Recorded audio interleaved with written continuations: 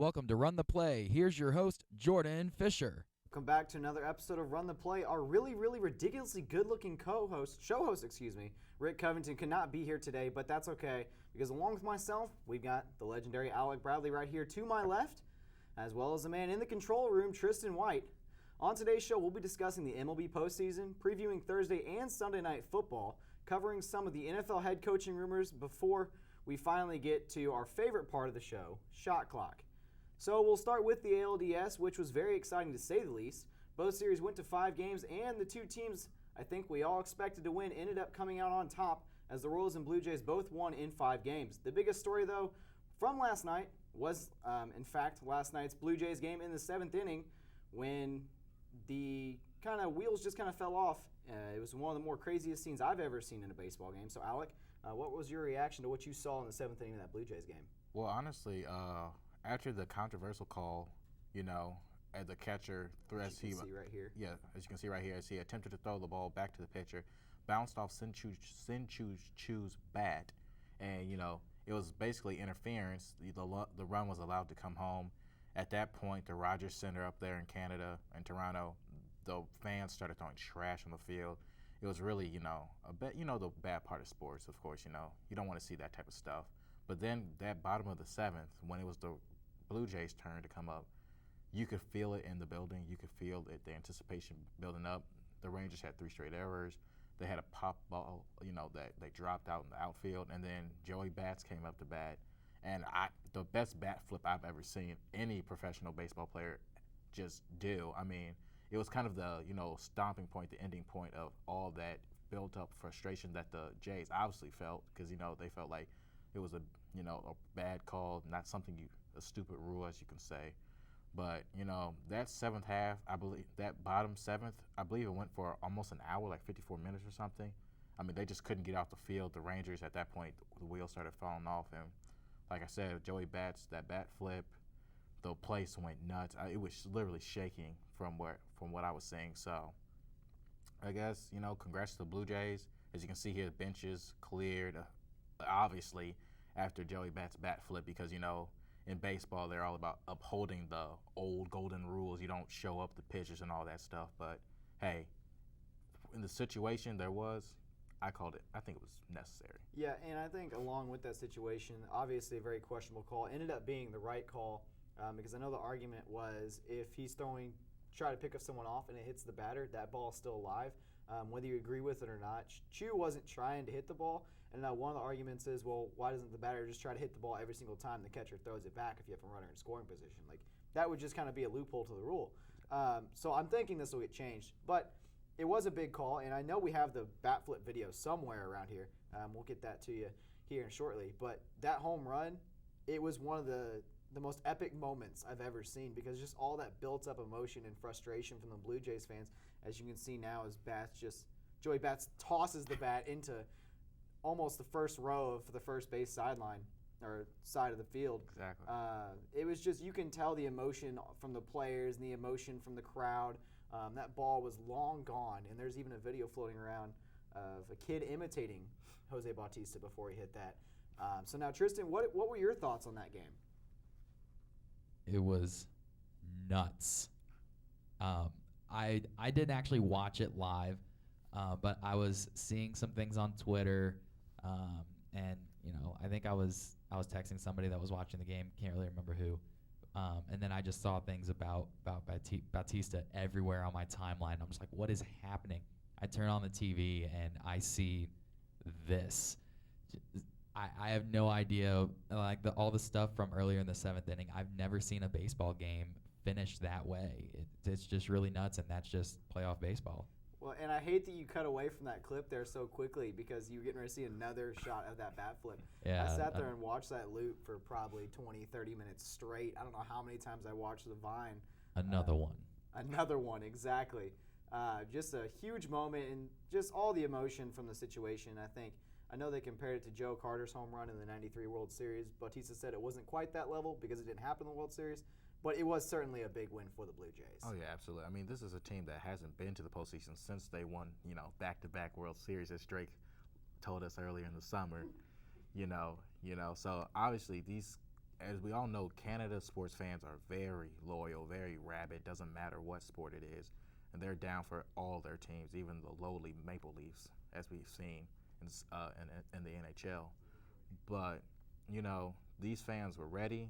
I feared for the Astros going back to Toronto and that atmosphere in a Game 5 winner take all, because at the same time they're young. So when you're on the road as a young team in a series clinching game, who knows what can happen? They got the best of them. They sent out Dallas Keuchel from the bullpen, to pitch in that seventh. And I don't think, on 3 days rest coming out of the bullpen, I just don't think he was ready. He didn't have his best stuff, but I don't know. And usually when you bring a starter in like that, it's a bit of a tough situation for them to come in a relief situation, especially as you said, 3 days rest. But just kind of want to get both your guys' thoughts on this. How does that home run specifically and all that emotion help or hinder the Blue Jays as they move forward through the playoffs? I think honestly it's going to help them because, they've been through the adversity now. They were on the brink of elimination. They, could have easily, the ball could have swung the other way and they could have, lost that game. But now you go to the ALCS. I'll bet you're facing the defending AL champion, the Royals. But, now you have that confidence. David Price didn't pitch that great, but, you have confidence in your offense now that they can carry you if your starting pitching isn't that great. All right, and then Tristan, what are your thoughts as far as the Blue Jays' momentum moving forward because of the big situation? I think it's definitely going to help them. Like they said, some of the guys said in post-game interviews, they're just going to ride this wave, see what happens. And I think that they're a relatively young team, so having that kind of energy can really, get things going, give them some confidence, make them feel really good that they faced some weird adversities in that game and were able to come out with a win. And we're able to put up some runs even after that, then the energy at those home games is going to be insane now. But I will say that the bar is up here for those guys now. So if they don't meet some of those expectations that the Blue Jays fans have, it could be trouble. Well, and certainly the Blue Jays made a bunch of moves right there at the trade deadline, getting David Price and Troy Tulowitzki most notably. And they already had some good talent in Bautista and Russell Martin as well as some other pieces. It'll be interesting to see because of the fact that a lot like the Chicago Cubs fan base, as you said, that Toronto fan base is very, very loyal. They're very hungry. I think just looking ahead, if there was a Cubs-Blue Jays World Series, that might be one of the best ever as far as hype goes.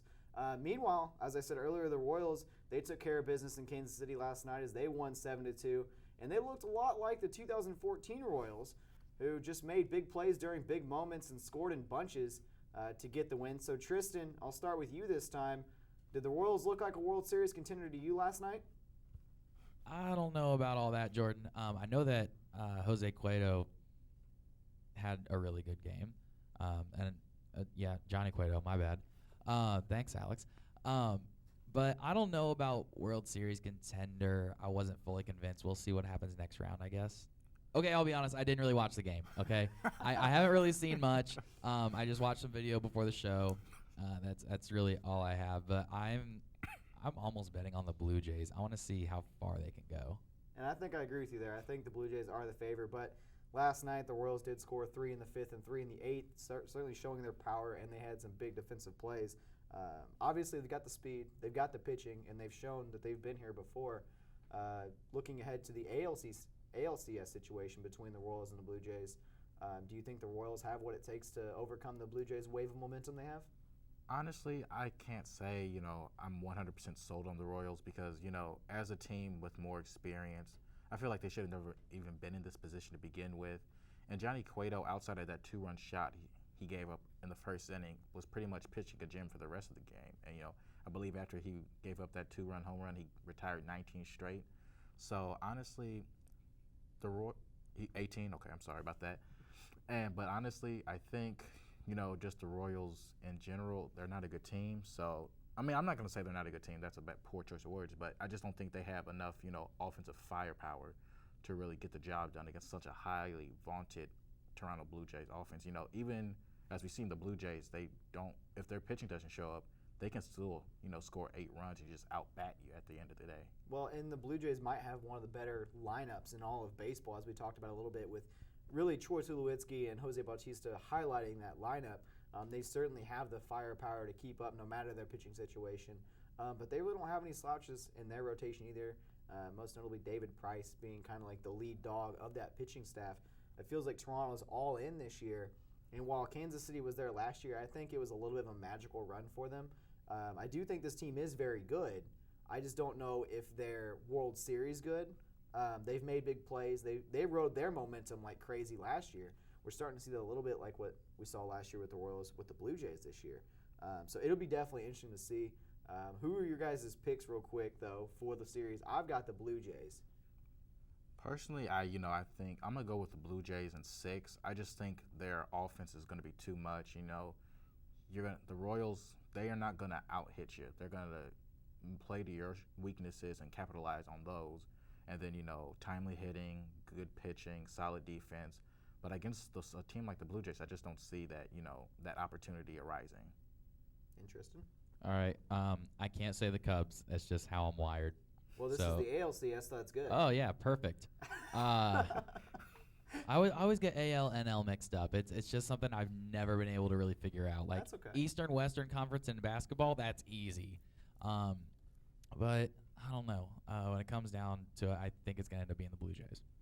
And I think I'm going to agree with both of you. Like I said, Blue Jays, I've got them in 6 as well. I just think this team is too good. It is important to note, though, that I do believe Kansas City, or I can't remember exactly who it was. Maybe you can correct me on this, Tristan. I think we said Kansas City we thought was the number 1 seed, or maybe it was Toronto. Either way, whoever's got home field there, a very, very important situation. But I think if there's a potential clinching game in Rogers Center in Toronto, and you see an environment like that again, hopefully without throwing the trash, could be anything that happens there. So now shifting over to the National League, there is still one game to be played before the NLCS is set, as the Dodgers will battle the Mets tonight in LA. So Tristan, I'll start with you again here. Who do you have winning tonight's game? I'm going to go with the Dodgers just because I just feel like they've been the better team. I haven't seen the Mets playing too consistently. I'm just going to go Dodgers in this game. And we have Greinke on the mound tonight. Thank you, Alex. He knows a lot more than I do about baseball. He knows starters and all that good stuff. But I know Greinke. There's one thing I know. It's Greinke. And him starting, that really puts it over the edge for me. Well, and with Greinke being on the mound, he's certainly one of the best players in baseball, one of the best pitchers in baseball for the Cy Young. And maybe, Alex, maybe you can correct me on this if I'm wrong again, but I do believe DeGrom is on the hill for the Mets. He's certainly been quite a stud for the Mets. So what are your thoughts on tonight's game? Honestly, it's going to be a pitcher's duel. You're probably not going to see a lot of runs. You're going to see whichever team can capitalize on that first mistake from either Greinke or DeGrom. I think that's the team that wins.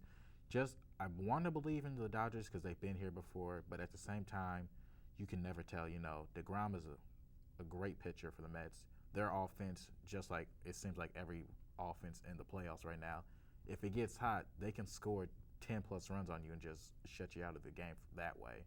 But I think it's going to be a pitcher's duel, and at the end, I just believe Greinke, he's going to show us why he was a Cy Young candidate all season long, and the Dodgers will advance this NLCS. And certainly I think it is arguable that Greinke was the best pitcher on that staff, even with the great Clayton Kershaw on his team. Take away Kershaw's, playoff struggles, but he obviously showed up in Game 4 and pitched well for him. But I think I'm going to go Dodgers as well, mainly just because they, as you said, they've been here. The Mets, if they do get to Greinke early, and I'm looking at Yoenis Cespedes really the most, he's really the key to that lineup. But I think the Dodgers end up winning this one. It is in LA. They will have the crowd behind them. But I think whoever gets the bullpen first could be looking at a loss. But there is one team in the NLCS that is set, and that's the Chicago Cubs. So, Alec, those are your Chicago Cubs. First time since 2003 that they've been in the NLCS. We obviously all know how that ended. But a little bit more of a positive arrow pointing forward as you took out our Cardinals, mine and Tristan's obviously. So what are your thoughts on this team? Well, honestly, I just want to say, personally, I think that the Cubs, I'm ecstatic they won, obviously. I remember 2003. I was a youngin', I was a young child, but I remember Bartman and all the pain that went with it. And, we fast forward 10-plus years now, and we see that Theo Epstein, what he brought to the organization, and Jed Hoyer and all what they are doing, it's finally starting to pay off. It's a year early. I will admit that. I thought I would be, this time in October, I would be focusing on Notre Dame football or the Colts, but I'm more caught up in the north side of Chicago more than ever. And honestly, I'm shocked. I knew the game was over once Schwarber hit that bomb home run. I knew it was over at that point. So I felt comfortable, but at the same time, Cubs fans can be very cynical. Even with the Cardinals coming up in the ninth, I was like, here comes a home run. We're about to go to the bottom. They're going to lose. We're going to have to go back to St. Louis. I was on the very edge of my seat until I was sure that, the game was over. So I'm happy we're in the NLCS. And, I saw the Vegas bet odds, and the Cubs are actually the World Series favorite at 5-2. I don't like that type of pressure on the Cubs because next thing you know, we'll be talking about curses of the Billy Goat and the Black Cat and Steve Bartman, and we'll be sitting at home again. So, but I hope I'm wrong. Well, it should certainly be an exciting championship series. Once all the games are officially set. We're going to step away for a minute, though, but don't go anywhere because when we come back, we'll be discussing the NFL right here on Run the Play.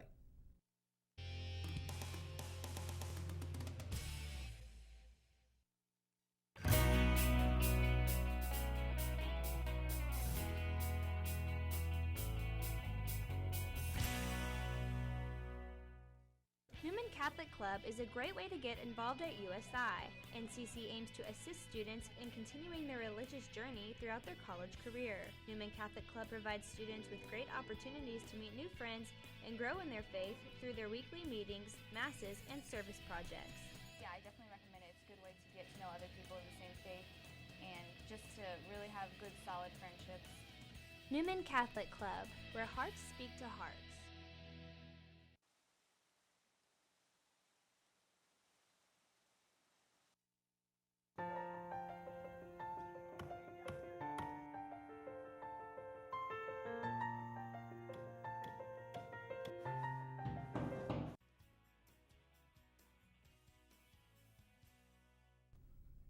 Welcome back to Run the Play. Looking at tonight's game on Thursday Night Football, the 5-0 Atlanta Falcons will take on the struggling 1-4 New Orleans Saints. Julio Jones is probable to play tonight for the Falcons despite dealing with a hamstring injury, and Marcus Colston is doubtful for the Saints with a shoulder injury. Alec, do you think the Falcons are legit this year, or do you think they've been just kind of benefiting from an early season start? Well, I want to say it's a little bit of both. I mean, 4 of those 5 victories for the Falcons comes against the NFC East, and, well, you're pretty much guaranteed 4 victories against the NFC East right now, that dumpster fire that it is. I want to say, the Falcons are, but at the same time, I want to say the Falcons are for real because, any team that makes it 5-0, it has to have some sort of legitimacy to it. Even though, Matt Ryan has looked kind of and, Julio Jones, as you said, is probable to play tonight, and they've really found a hidden gem in Devontae Freeman. I want to say that they're just going to run away with this, but it's a Thursday night game, and Thursday night games are normally low scoring, slow paced, sloppy. But the Saints, I just don't think really are, ready this season. They're still figuring things out, trying to get through the rebuild, the instant rebuild that they were always kind of thrusted into the moment they traded Jimmy Graham away. Well, and kind of what you alluded to with the Falcons, Devontae Freeman has over 300 yards and 7 touchdowns in his last 3 games, which is quite a stretch of games for a running back in the NFL. And obviously neither side has great defense, so I do expect a shootout. Are you worried at all about Marcus Colston being out for the Saints? Honestly, not really. Marcus Colston, to me, is just not the receiver he once was. If we're talking 5-6 years ago, yeah, I'm worried about, Marcus Colston being out because that's a playmaker.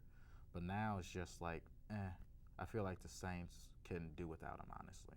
All right, now, Tristan, I'm going to ask you a question here. How do you feel about tonight's game for both sides? Well, I think that the Falcons are going to get the win.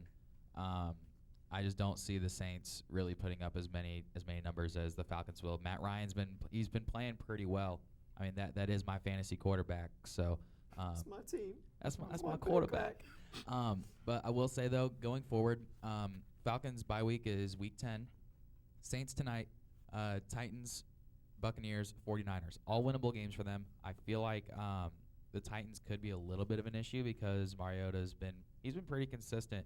So I feel like Mariota could give him some trouble. But tonight, it's going to be the Falcons beating the Saints.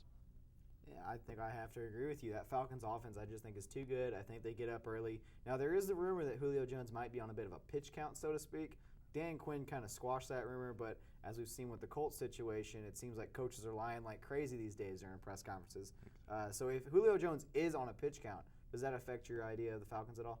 No, not really. I think, if you can get Julio Jones for half of your offensive snaps, that's good enough to get you a solid win in this game. Because, like I said, the Saints and that Rob Ryan defense this year is just not. It's so shoddy and hit and miss. I can't have any faith in the Saints. I'm not going to lie. I'm actually surprised Rob Ryan still has a job because they went out and got all those pieces, primarily Jarius Byrd, and they drafted Kenny Vaccaro, and then they added Brandon Browner this summer, and really just hasn't worked out. So I'm not exactly sure what happened just there, but okay. So I just want to ask you guys, if we talked a little bit about whether the Falcons are legit or not, do you guys think they're Super Bowl contenders like they were in 2012? I just don't see it. I feel like the NFC is really Aaron Rodgers and the Packers to lose. But, the Falcons, you never know. They can make it interesting. But if they have to go to Lambeau, I just don't see how they could, really pull it out. Tristan, what are your thoughts? Do you think the Falcons are Super Bowl contenders like they were just 3 years ago? I don't know if I'd go that far. They'll make a run into the playoffs, but unless they really pick up some steam and that defense starts to play a little bit better, I don't see them getting to a Super Bowl. It's hard to argue with that. I think they're kind of like the Colts. They're a beneficiary of being in a not-so-great division. Yeah. Obviously, Carolina's 4-0, and, they're pretty good. Yeah, we'll see how they play against Seattle Sunday afternoon. So we'll have to wait for that. Now looking ahead to Sunday night, though, this is the big game that everyone's talking about, the deflate game, Brady versus Luck, Pats versus Colts, however you want to spin it, it doesn't matter. This game is huge for both sides. As for the Patriots, they'll be looking to make this their statement game of their revenge season after the Deflategate saga last year. Meanwhile, for Indianapolis, they're just looking to get a win and get some momentum against a very good opponent that might be able to actually kind of get some momentum rolling for them. We're all Colts fans here. I have some serious concerns about Sunday night's game. Tristan, just going to go ahead and go to you first. What are your thoughts on the game? It's going to be rough because if Luck plays, I don't think he's going to be his normal self. And by the way, we're not all Colts fans here. Alex is a Packers fan. Well, obviously. I was referring to the people that were right, talking. Alex, yes. I know you're a Packers fan. You can put away your 5-0 type record there. But yeah, I don't think Luck's going to be the same guy that he normally is once he comes back. I don't think that plays are going to be called the same way, which if the Colts had the same play calls for Luck that they have these last couple weeks, then I think the Colts wouldn't have any issues right now. But that's a different story. Pats are going to win this game by at least a touchdown and a field goal, so at least 10 points, I think. The Patriots' defense is better than we all thought it would be once Revis left and a couple other pieces left as well. So it's kind of unbelievable that they're always able to pull together and actually make themselves a better team than everybody thinks to begin with. Well, and I think a lot of that credit goes to Bill Belichick, the defensive genius that he is. And obviously he's probably irritated with everything. He's claiming that he hasn't used Deflategate as any kind of potential motivation for the Patriots, not that they need any more for this Week 6 Sunday night game. But I know that this team's going to come out ready. Is there any way possible you think the Colts can stay in this game and possibly steal a win? Well, this hurts me to say, but Colts are going to get massacred on Sunday night, guys. I just don't see it happening. Andrew Luck, even coming off this shoulder injury, he's not 100%. There's no way he's ready for this, even if he says he is. Andrew Luck's not going to, come out and say, oh, I'm still hurting. But Tom Brady, we already know what he can do when he's in his Super Saiyan mode. It's just not going to be pretty. They're going to either run the ball down our throat, throw it vertically. I honestly wouldn't be surprised if the Colts lost by 3 touchdowns, got embarrassed. Chris Collinsworth and Al Michaels are talking about the 2016 Olympics halfway through this game or something. I have a bad feeling about this, honestly. And I feel like this is going to be the cherry on top for Chuck Pagano's You're Fired cheesecake. So, And I was about to make a comment along those lines, not exactly using cheesecake as the type of an analogy there, but if the Colts do lose this game by a very large margin, and I'm talking more than 2 touchdowns, this is a game at home on national TV. I think Pagano's out after this year. Whether he gets fired in the middle of the season, I'm not sure. But I think Pagano's out. I think you could see Grigson possibly be moved from. Perhaps maybe you get a different play caller in Pep Hamilton. I have no idea what's going to happen, but I think there will be all kinds of shakeups because Jim Irsay wants to win, and he realizes he needs to win, especially with the quarterback that he has. But the biggest thing for me is the last 2 games that the Patriots played against the Colts, or actually 3 games even, they have just run the ball down their throat. That's all they've done is run the ball, run the ball, run the ball. With Deflategate and everything else, it looks like Brady's really coming out making a statement as he's thrown for well over 1,200 yards. He has yet to throw an interception, thrown more than 11 touchdowns, at least that's the last I know of. I think you see a lot of play action in this game, and I could be wrong. I think I see a lot of play action. I think I see a lot of Gronkowski, and I think I see a lot of me being frustrated on Sunday night. Am I wrong? I would say that you're right. I mean, I don't know about Alec saying that Colts are going to get blown out. I don't see a blowout necessarily happening. What'd you say, Jordan? They have the last 3 times. Well, I'm trying to be optimistic here. All right, I'm trying to be a positive fan. I'm trying to think that maybe Dwayne Allen gets some more catches. Maybe Kobe Fleener actually gets something productive to happen. Maybe T.Y. finally gets me a touchdown so I don't get smacked by 20 points in fantasy this week. But that's really wishful thinking. Just trying to be optimistic. I'm saying 10 points, maybe 13 at the most. I think that'll be about where it's at. I think the Colts are going to have to come. They have to come out ready to play. There is no question about it. They have to come out ready to play. Whether they get the win, I'm not sure. One thing I would like to see, and I'm not sure if they'll try it or not, I know the Cowboys had success against Gronkowski when they put Byron Jones on him, who is a rookie cornerback, obviously one of the most athletic ones we've ever seen for the Combine. I would love to see the Colts put Vontae Davis on Rob Gronkowski all game. We saw Talib do that to Jimmy Graham a couple years ago when Talib was in New England and they were playing the Saints, and he really should have done 0 catches, 0 yards. It didn't matter. He was a complete non-factor. I think if the Colts have any chance, that's what they have to do, and then they have to realize that they just have to kind of keep everything else contained and just rally and tackle. I agree with you 100%. Put your shutdown corner on their best receiver. Don't play around and have Vontae, on Julian Edelman. Because, I feel like in this type of – with the Patriots offense, if Gronk isn't going, that throws the whole offense out of whack. And then, Tom Brady, even though he is great, can second-guess himself and, make some questionable throws. Put him in pressure situations, put him in 3rd and long, so he has to look at one of his receivers on the outside or the slot receiver and then capitalize and try to, bait him into making a mistake and then capitalize off that. And one final important note is that Nate Solder, the Patriots left tackle, is out for the year with a torn biceps. I think if there's ever a game you unleash Robert Mathis, this would be the one because you need him to make plays. So it'll definitely be interesting to see what happens. Well, we got to step away for another short break. When we come back, we'll dive into some of the latest rumors involving NFL coaches before we get into our favorite segment of the day, Shot Clock. So keep it right here for more Run the Play. You're watching Screaming Eagles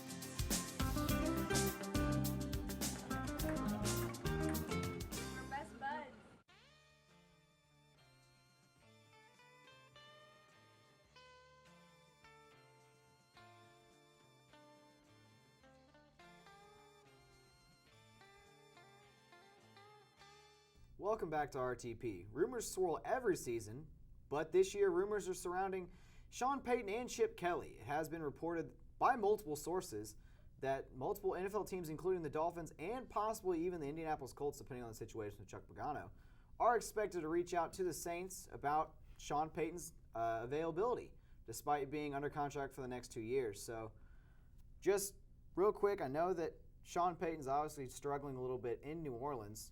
As I said earlier, rumors swirl every year, but this one obviously a big one, former Super Bowl winning coach. Do you see anything happen at all from this? Actually, I kind of do, because Sean Payton, he's from that tree of Parcells, and Bill Parcells always says about coaching, get out before, you overstay your welcome. And, Sean Payton brought the city a championship, a Super Bowl ring. He's a Super Bowl caliber coach, but, every team in any sport needs to rebuild after a while. And we are seeing it now. Drew Brees is 36. He's just not what he once was. The defense is faulty. The offense is just not the high-powered machine it was a couple years ago. And, Sean Payton, there can be no hard feelings about that. Any coach knows when it's time to leave, when you've overstayed your welcome, when you need to move on to bigger and better things.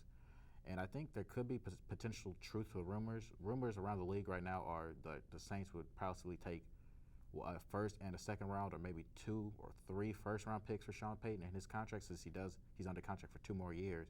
I mean, if you're a team that's struggling for an identity and want a Super Bowl caliber coach, I could easily see you pulling the trigger for that. And we've seen this in the past a little bit with Jim Harbaugh, and even as you said with Bill Parcells, he was traded once for a couple, high draft picks. Obviously, when you can get a big coach like that, if you can change your franchise that way, it's not a bad idea. Tristan, specifically for the Colts here, obviously Chuck Pagano, a bit of a big situation. If Grigson is still the GM, he's shown aggression when trading. Do you think the Colts possibly make a move for Sean Payton? I wouldn't put it out of the question. With how the season's been going, obviously Grigson has to go, just my opinion, or we at least have to, I keep saying the Colts need to start drafting players that are actually going to help. Offensive lineman? Yeah, offensive lineman is exactly what I'm getting at. You're a smart cookie, Jay Fish. But yeah, I think that Peyton would possibly be a good fit in Indiana. I think he's a great coach, very well respected guy. I think he'd fit well in the locker room. I think he could get things turned around if need be. But I also have a soft spot for Pagano. Seeing all the stuff that he's gone through and the rapport he has with the guys in the locker room is really great to see. I see a lot of post-game videos of him with those guys, and they love him to death. So it'd be really hard to see him go, but if that's what management says needs to happen, then so be it. And if Sean Payton comes in, I'm not necessarily going to complain too much about it. Well, and obviously Jim Irsay is the man that's going to make that decision there. I'm with you. I want Grigson out, I think. You as well. You've made it known on this show that you want Grigson out. Colts fans are just, it seems to be running out of patience. But Sean Payton would be a very big pickup for him, as he's a very offensive-minded coach, and you've got arguably the best up-and-coming quarterback in the NFL. Exactly. I mean, I can see why Sean Payton would want to come here. You could see a lot of Drew Brees-esque qualities in Andrew Luck, that he can get the ball downfield. He can, make the smart plays, make the right decision when he gets enough time behind a line that's not faulty. And I just think if Sean Payton were to come here, I know we're just speculating right now, but if he were to come here, I could see an instant turnaround for the Colts, probably actually looking like a legit Super Bowl contender. And then now just looking at another NFL coach, that being Chip Kelly. Obviously, the season in Philadelphia hasn't gone as great. His name has actually been attached to the job opening there at USC. If Philly's season ends badly, do you think that there'd be any chance at all that Chip Kelly ends up down there in Southern California? I mean, honestly, Philadelphia fans are, they want Super Bowls. They want all the championships from all their major teams. I just think Chip Kelly has done so much to overhaul the Eagles, and he basically came in and said, you know what, we're going to do it my way, the way I did out in Oregon, and if you don't like it, well, I'm going to either cut you, trade you, or release you. And he's done that, and, he's let go away of several skill position players, some of the best players on the team. He made some questionable trades. It's just, I think Chip Kelly, it's not that he overstayed his welcome, it's that he did too much, and now people are getting tired of him. I could easily see him bolting after this season just because Philadelphia is getting tired of him. All the rumors, all this, and the Riley Cooper issues, all this and everything. I think if, Chip Kelly doesn't start producing, even get a wild card berth this season, I could easily see him, no pun intended, but flying the nest and heading down to Southern California. Well, and certainly with the NFC East being as much of a toss-up as any division in football, I think it is key that they do win the division, or at least a wild card berth if he does want to stick around. But I think if he doesn't make the playoffs, I don't know if he's going to have a choice whether he wants to stay or go, because I think Philadelphia's ownership might be like, okay, well, you just completely ruined our franchise. You can go ahead and just leave. Obviously, as you kind of talked about, Philly's fan base, not the most patient fan base in the world. So, Tristan, what are your thoughts on Chip Kelly? For me, it's kind of weird just thinking of him possibly being the coach at USC. Yeah, but I always saw him more as a college coach than an NFL coach. Maybe that's because he was at Oregon for so long, and his system worked really well at Oregon. I think that it could be what USC needs. I did just watch the 30 for 30 the other night about USC and the whole thing when like Reggie Bush was there and all the things that happened there. They could use a bit of a revamp. You know, I think Chip Kelly is a very skilled coach. I just don't think his game is translated, or his coaching style has translated to the NFL as well as he thought. And who would the Eagles have to replace him, honestly? Like, who could they go after? Are they going for Sean Payton as well? Well, I mean, that could be one possible scenario, I guess, if they were to get rid of Chip Kelly. But I remember hearing whenever the Eagles got off to a slow start, people were making fun of it. As you said with the 30 for 30, it was like, what if I told you one man destroyed an entire franchise in a city in one off season? So I think that's possibly what we could be seeing here. But another thing that I found interesting today, actually, when I was driving in today, I was listening to the Dan Patrick Show on Fox Sports Radio, and he was actually plugging the name of John Harbaugh as a potential SC candidate. I'm not sure if that's actually been confirmed or if that was just one of his ideas, and we talked a little bit about it off air. He's already won a Super Bowl in Baltimore. The situation's not near what it was in Baltimore when he got there. He doesn't have Ray Lewis, doesn't have Ed Reed, doesn't have that defense. Flacco's kind of like, it almost looks like plateaued.